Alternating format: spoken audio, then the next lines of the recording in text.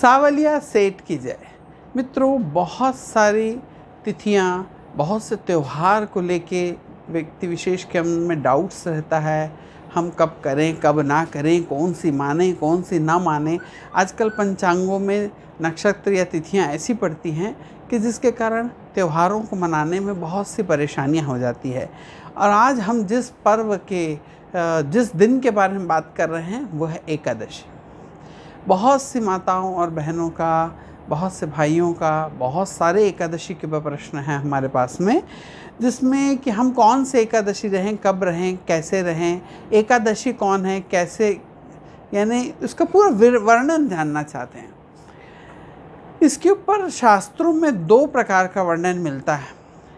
एक बहुत ही भयंकर राक्षस हुआ करता था, मूढ़ नाम का। तो उसने बहुत उत्पात मचा रखा था, देवताओं को बहुत त्रास करके रखा था। तो सभी देवताओं ने भगवान विष्णु से कहा कि प्रभु कुछ रास्ता दिखाएं, या तो इस राक्षस का बेड़ा पार लगाएं, कुछ करें।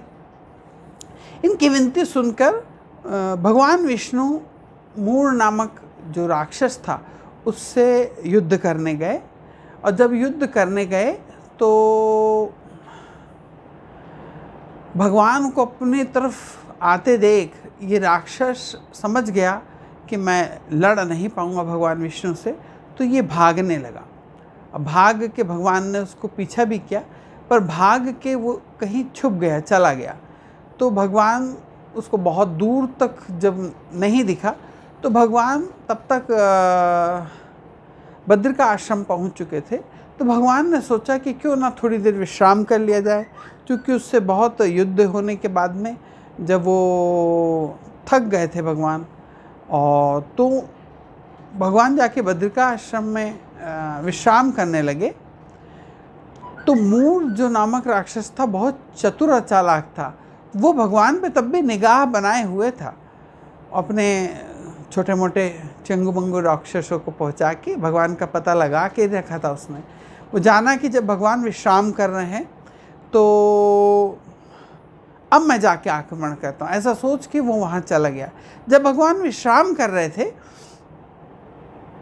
तो जैसे ही उसने देखा कि भगवान विश्राम कर रहे हैं, उनके ऊपर अपना शस्त्र उठाने के लिए करा, तो भगवान के अंदर से एक दिव्य शक्ति उत्पन्न हुई। एक चीज़ का ध्यान रखें कि जब भी भगवान विश्राम भी करते रहते हैं, उनकी आंखें बंद रहती हैं, वो क्षीर सागर में बैठे रहते हैं, ध्यानस्थ रहते हैं, तब भी उनकी शक्तियाँ चारों ओर काम करती रहती हैं। तभी तो भगवान हैं, तभी तो ईश्वर हैं। तो उनके शरीर से एक ऊर्जा उत्पन्न हुई, उनके सामने में शस्त्र लेके मूढ़ राक्षस के सामने प्रकट हो गई। और जब मूढ़ राक्षस ने उसे देखा कि इतनी तेजवान एक स्त्री मेरे सामने प्रकट हुई है, और उस स्त्री ने जो भगवान के शरीर से प्रकट हुई, उन्होंने बहुत जोर से हुंकार मारी। उनकी चिल्लाने मात्र से मूढ़ राक्षस तुरंत जल के भस्म हो गया, मारा गया। लेकिन इतनी तेज आवाज़ थी कि भगवान विष्णु की भी निंद्रा खुल गई। उन्होंने देखा अपने सामने एक तेजमय स्त्री शक्ति रूप में खड़ी हैं। तो उन्होंने जो शक्ति रूप देवी खड़ी थी, उन्होंने भगवान विष्णु को प्रणाम किया। तो भगवान जी समझ गए ये तो हमारी ही शक्ति है। उन्होंने कहा प्रभु मुझे भी कुछ कार्य के लिए आप आदेश करें। और भगवान विष्णु ने उनसे कहा कि चूँकि तुम्हारी शक्ति से मूढ़ नामक राक्षस मारा गया, अब देवताओं को इससे राहत मिली है, इसलिए अगर मैं तुमसे बहुत प्रसन्न हूँ, अगर तुमको कुछ मांगना है तो मुझसे मांग लो, मैं तुम्हें वो वर प्रदान करता हूँ। तो उस देवी रूप की शक्ति ने कहा, चूँकि वो उस दिन जिस दिन वो प्रकट हुई थी भगवान के शरीर से, उस दिन एकादशी थी। एकादशी का संस्कृत में एकादशी यानी 11 होता है, 11वां दिन। अब वो 11वां दिन 2 बार आता है। जैसे अगर एक 11वां दिन आता है जब चंद्रमा पूर्णिमा की ओर बढ़ता रहता है, तो वो शुक्ल पक्ष की एकादशी हुई। और एक एकादशी उस दिन आती है जब चंद्रमा अमावस की ओर बढ़ता रहता है तो वो एकादशी, तो कृष्ण पक्ष की एकादशी 2 दिन एकादशी होती है। तो उन्होंने उस स्त्री ने कहा, भगवान ने कहा कि चूंकि आज तुम प्रकट हुई हो इसलिए तुम्हारा नाम एकादशी होगा। और वर मांगने को कहा तो उन्होंने कहा कि प्रभु मैं चाहती हूँ कि मैं सब तीर्थों में वास करूँ, भक्त गुणों के अंदर वास करूँ, व्रत में तप में वास करूँ, जिससे सभी जनमानस का कल्याण हो और सब लोग उससे फले फूले और उनके कष्ट और पाप कम हो। भगवान ने उनको वो वरदान दे दिया। एक कहानी तो ये शास्त्रों में मिलती है, एक वर्णन मिलता है, कहानी बोल रहा हूँ सॉरी, वर्णन मिलता है। दूसरा वर्णन, जब श्री भगवान ने सृष्टि का जब सृजन किया तो हर चीज़ के लिए उसके दोनों पहलू होना जरूरी था, तब पृथ्वी का संतुलन जमेगा। जब भगवान ने हर चीज़ उत्पन्न की, जब पुण्य का उदय हुआ, सब कुछ बना, तिथियाँ बनी, वार बने, अच्छे अच्छे देवता बने, हर चीज़ के एक डेटीज था, हर चीज़ के एक देवता थे। अब उसको बैलेंस करने के लिए हर नकारात्मक ऊर्जा का भी एक डेटीज था, एक देवता थे। जिस प्रकार बोलते हैं जादू टोना तंत्र मंत्र करने वाले जो नीच यानी निम्न देवताओं के जो उपासना करते हैं वो यही देवता हैं, क्योंकि उनको बैलेंस करें। जैसे दिन है तो रात तो बनाना ही होगा, तो जैसे स्त्री है तो पुरुष भी बनाना होगा, तो सबका कहीं ना कहीं कोई एक मेल है। तो उसलिए पुण्य है तो पाप भी बनाना होगा, तब बैलेंस बराबर होगा। तो इस पूरी सृष्टि के बैलेंस को बनाने के लिए हर प्रकार के पाप बनाए गए, और उन पाप का ये भी भगवान के सृष्टि में है, क्योंकि जब पुण्य भगवान बनाएंगे तो पाप भी बनाएंगे, तभी तो व्यक्ति को चक्र में घूमने में सहायक होगा। आप सोचें कि भगवान ने हमें ईश्वरीय प्रकृति से मनुष्य का जन्म हो जाता है, एक छोटे बच्चे का जन्म हो गया, लेकिन उसके शरीर को बढ़ने में क्या कोई प्रक्रिया करनी पड़ती है? कुछ नहीं, उसका शरीर अपने आप बढ़ता चला जाता है। लेकिन भगवान ने उससे ऊपर हमारे को एक जगह दी है, विवेक, बुद्धि। लेकिन बुद्धि का विकास जब तक वो व्यक्ति प्रैक्टिस न करे, सीखे नहीं, तब तक बुद्धि का विकास नहीं होता। तो भगवान ने इसलिए बुद्धि दी। पहले तो उसको मूल रूप से शून्य, यानी कुछ बुद्धि नहीं है, कोई समझदारी नहीं है, ऐसा एक बच्चे का जन्म कराया। अब आपके कर्मगत उसको बुद्धि कैसे कर्म करेगा, वो उस हिसाब से उसको फल की प्राप्ति होगी। गलत कर्म करेगा तो गलत फलों की प्राप्ति होगी। तो इसलिए बैलेंस करने के लिए अगर सारे लोग को भगवान बुद्धिजीवी बना देता, सभी लोग वेद पाठी सब ये होता, तो फिर नरक का, अब चूंकि स्वर्ग बना है तो नरक भी बना है। स्वर्ग बना है, वहाँ के देवराज इंद्र है और धर्मराज बैठे हैं धर्म की रक्षा के लिए। तो उसी प्रकार जो गलत कार्य करते हैं उनके लिए भी नरक बना है, और उसके देवता भी है भगवान यमराज, जो दुष्ट आत्माओं को ताप दे के उनको शुद्ध करते हैं, यह अपने किए गए कर्मों का फल देते हैं। तो जब ये सब बन गए, तो जब एकादशी बनी, तो सारे लोग, पहले क्या होता था कि जब कोई भी व्यक्ति, जब एकादशी का जन्म नहीं हुआ था, तब जितने लोग कुछ कर्म करते थे तो नरक में जाने वालों की संख्या बहुत थी। गलत काम कर रहे हैं लोग तो वहाँ चले जाते थे। जैसे ही एकादशी की उत्पत्ति हुई और उन्होंने ये भगवान विष्णु से वर मांग लिया, तो पता चला कि अब नरक जाने वालों की स्थिति बहुत कम हो गई, क्योंकि जो भी व्यक्ति एकादशी का व्रत कर लेता था उसके पूरे पाप कर्मों का क्षय हो जाता था, तो वो शुद्ध आत्मा, जीवात्मा हो जाता था। अब वो स्वर्ग की ओर प्रदान करने लगता है, देवलोकों की ओर जाने लगता था। तो उन सभी पापों को मिला के एक उनका जो परम पुरुष था ना, तो जो पाप पुरुष था, वो भगवान के पास आके उन्होंने बोला, प्रभु आपने हमारी भी उत्पत्ति की है, ये एकादशी के आने से सारी हम लोग को तो कर्म ही खत्म हो गया, फिर हम लोग क्यों बनाए गए? हमारा क्या काम है यहाँ बनाने का? इससे अच्छा तो हमको बनाए ना होते आप। लेकिन चूंकि हर चीज़ बनाना जरूरी था बैलेंस करने के लिए, क्योंकि प्लस ऊर्जाएं हैं तो ऋणात्मक ऊर्जाएं भी हैं। भले हमको क्या चाहिए ये हमारा विवेक तय करता है। हाँ, अच्छा कर्म भी है तो बुरा कर्म भी है, इसलिए भगवान ने हमको विवेक पहले दिया। नहीं तो पहले पैर अच्छी जगह जाओ, तीर्थ करो, घूमो फिरो, समझो, फिर उसके बाद हाथ दिया कि हम कर्म करें, और उस कर्म करने के बीच में हमको हृदय दिया। अब भगवान ने हृदय दिया कि आप मन से सोचो, उसके बाद विवेक का इस्तेमाल करो। जब आप अपनी बुद्धि का इस्तेमाल करेंगे, मंथन करो, ये दोनों को जोड़ के सोचो कि अच्छा क्या है और बुरा क्या है, उसके हिसाब से आपके कर्म बंधन बनेंगे, फिर आगे की यात्राएं आप चालू करेंगे। तो बोले नहीं, वो भी बनना तो ज़रूरी ही है, तो अब क्या किया जाए। तो उन्होंने कहा कि भाई एकादशी का व्रत तो है, वो तो एकादशी तो बन चुकी है। तो बोले इसके कारण तो हमारा नहीं बनना अच्छा था, तो इससे अच्छा हम सबको अब ख़त्म कर दें। तो भगवान ने कहा नहीं, एक काम करो, अगर इसको बैलेंस करना है तो एक काम करो। बोले तुम सारे लोग एकादशी जिस दिन तिथि होती है, तुम सारे लोग अन्न के अंदर चले जाओ, अन्न के अंदर वास करो। जब तुम बाहर रहोगे नहीं तो एकादशी की तेज से तुम्हारा क्षय नहीं होगा। एकादशी तिथि के जो आती है तो उसके प्रताप से पाप कर्म खत्म हो जाते थे, तो तुम्हारा पाप कर्म खत्म नहीं होगा क्योंकि तुम अन्न के अंदर चले गए हो। तो बोले ठीक है। कई लोग हमसे कहते हैं कि हम तो सब सत्कार्य कर रहे हैं, तीर्थ जा रहे हैं, मंदिर जा रहे हैं, दान कर रहे हैं, पुण्य कर रहे हैं, सब कुछ कर रहे हैं, लेकिन तब भी हम बढ़ क्यों नहीं रहे हैं, हमारी उन्नति क्यों नहीं हो रही है। उसका कारण है कि एकादशी के दिन अगर वो अन्न ग्रहण करते हैं तो बिन चाहे हुए भी पाप देखिए उनके शरीर के अंदर प्रवेश कर जाता है। इसलिए 8 साल से लेके 80 साल के बाद थोड़ा शरीर जीर्ण शीर्ण होने लगता है, थोड़ा कमज़ोर हो जाता है, इसलिए 80 साल। लेकिन अगर रहना चाहे इंसान तो जब तक वो जीवित आखिरी सांस तक एकादशी रह सकता है।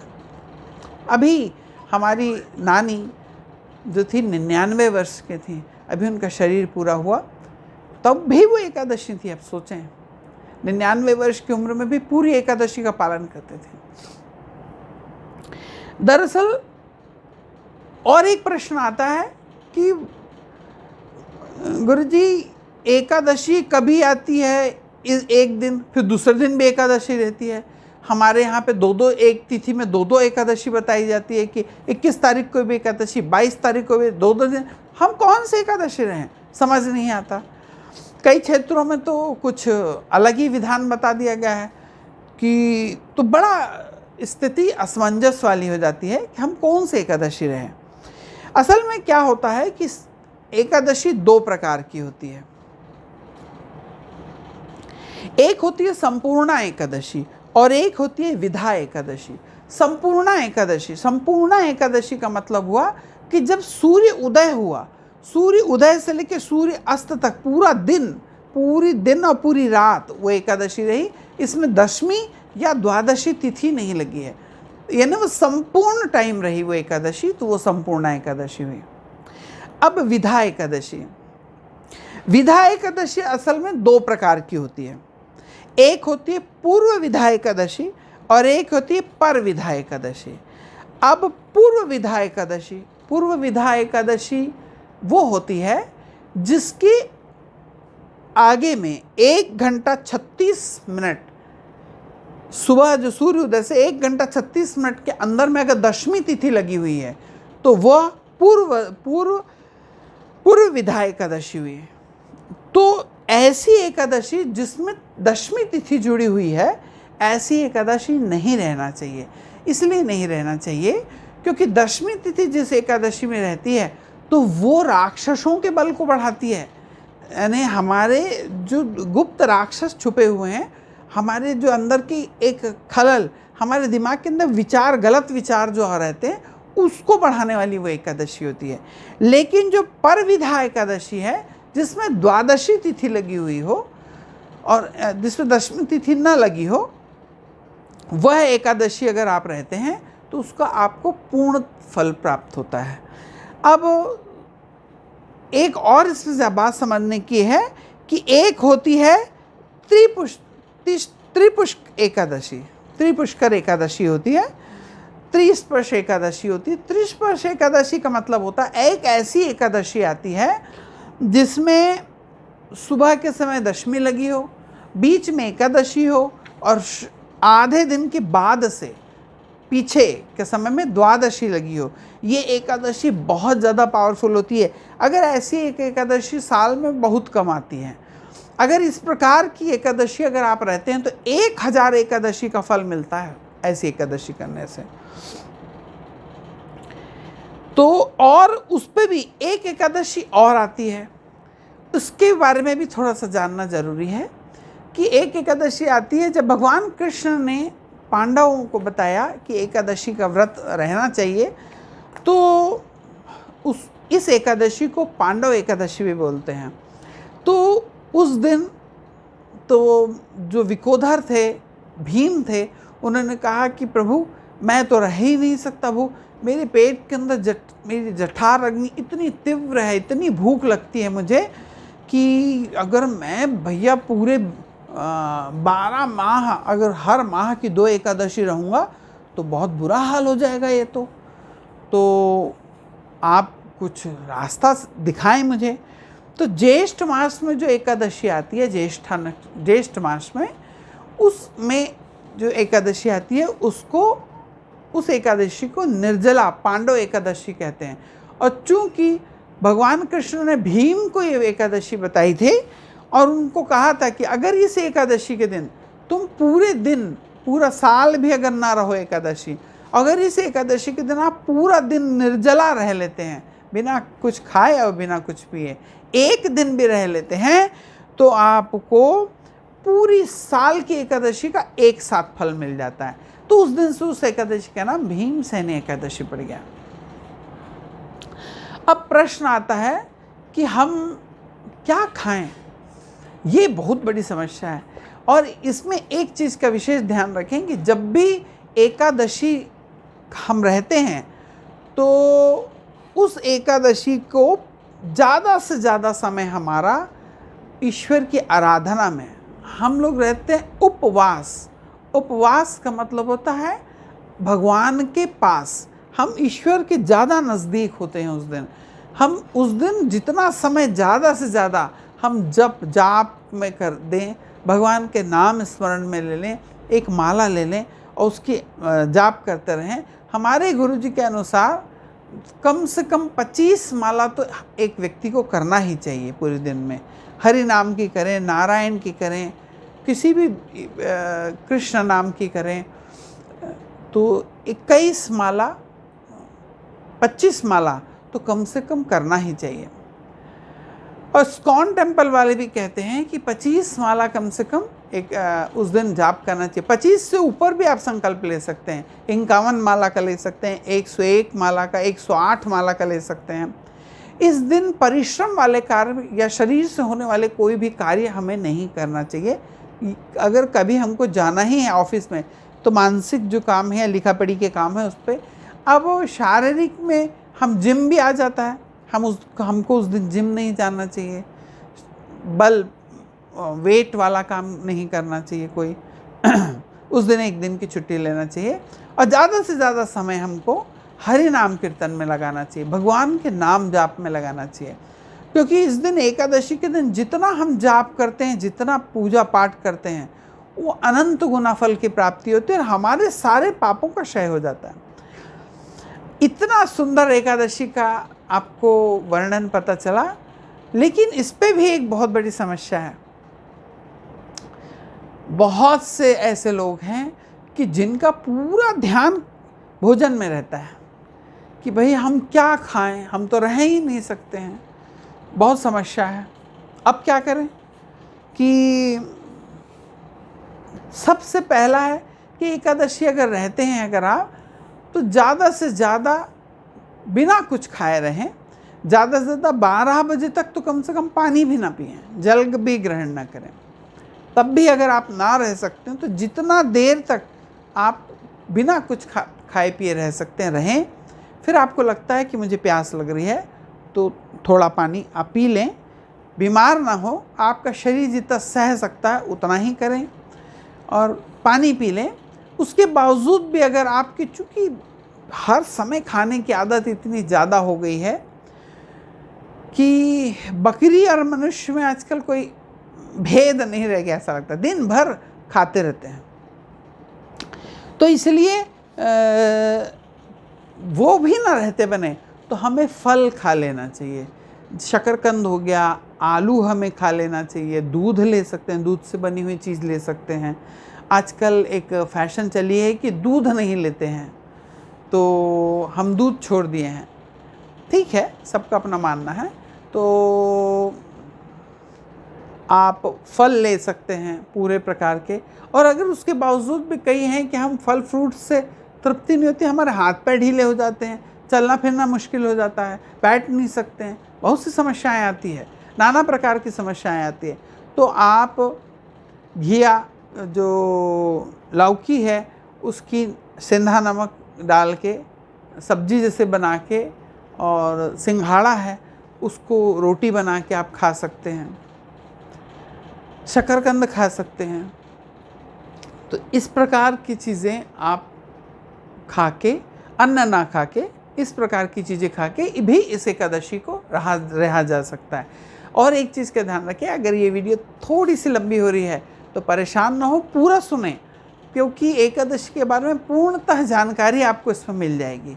और अभी तक आपने हमारे चैनल को सब्सक्राइब न करा है तो सब्सक्राइब कर लीजिए, और नीचे में कमेंट्स में राधे कृष्ण ज़रूर लिखें, जय श्री राम लिखें, विष्णुवे नमः लिखें, कुछ तो लिखें जिसमें आप ज़्यादा से ज़्यादा लोगों को इस वीडियो को प्रेषित करें, ज़्यादा से ज़्यादा लोगों को सेंड करें, क्योंकि अगर वो आपके भेजे हुए वीडियो से प्रेरणा पाके अगर एकादशी रहता है तो उसका कुछ फल भाई आपको भी बनता है, ये ध्यान रखें। तो ये रहे। अब इसमें और एक समस्या बहुत सारे बहनों और भाइयों को आता है कि भाई हम लोग नशा के आदी हो गए। नशा है ना, कुछ गलत नशा नहीं ले रहे हैं, नशा है ना चाय के आदी हो गए। वो कहते हैं कि गुरुजी अब अगर हम चाय ना पिए भाई तो हमारा सिर दुखने लगता है, और पूरा दिन इतना सिर दुखता है कि फिर पूजा पाठ में मन ही नहीं लगता, ध्यान ही नहीं लगता, क्या करें।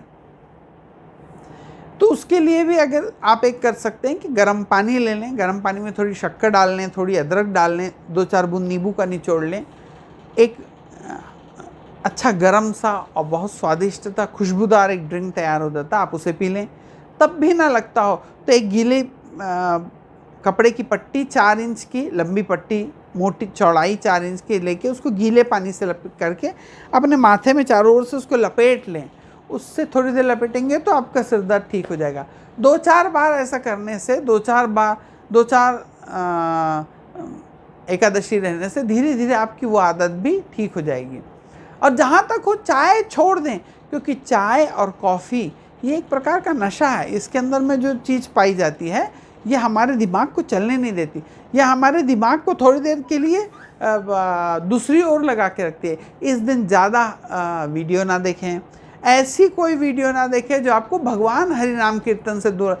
भगवान की वीडियो देखिए आप, भगवान के ऐसा कुछ ना देखिए उस दिन कि कोई फिल्म देखने जा रहे हैं, कोई पार्टी में जा रहे हैं, इस प्रकार का ना करें। अगर बहुत ज़रूरी हो कि आपको पार्टी में जाना है तो ये याद रखें कि आपका उपवास है और आप एकादशी व्रत कर रहे हैं, इसके नियम को पूरा पालन कर रहे हैं। अब तो साइंटिस्ट लोग ने भी ये कह दिया है कि एकादशी का व्रत बहुत ज़्यादा फ़ायदेमंद है, क्योंकि 15 दिन जब हमारा शरीर चलता रहता है, हम खाते रहते हैं, एक जैसी प्रक्रिया चलती रहती है, तो एक दिन 16 घंटे 18 घंटे का हमको जो रेस्ट मिल जाता है, हमारा शरीर को जो एक रेस्ट मिलता है, और हम केवल फल और फ्रूट्स खाते हैं या कुछ ना खाते हैं, तो हमारे शरीर से डिटॉक्सिफिकेशन होता है, हमारे शरीर के जितना विष है उसको निकाल देता है। हर 15 दिन में वो शरीर ऐसा ही बना है, हर 15 दिन के बाद में इतना विष हो जाता है कि एकादशी रहने से वो विष हमारे शरीर का बाहर निकल जाता है, जिससे हम स्वस्थ रहते हैं,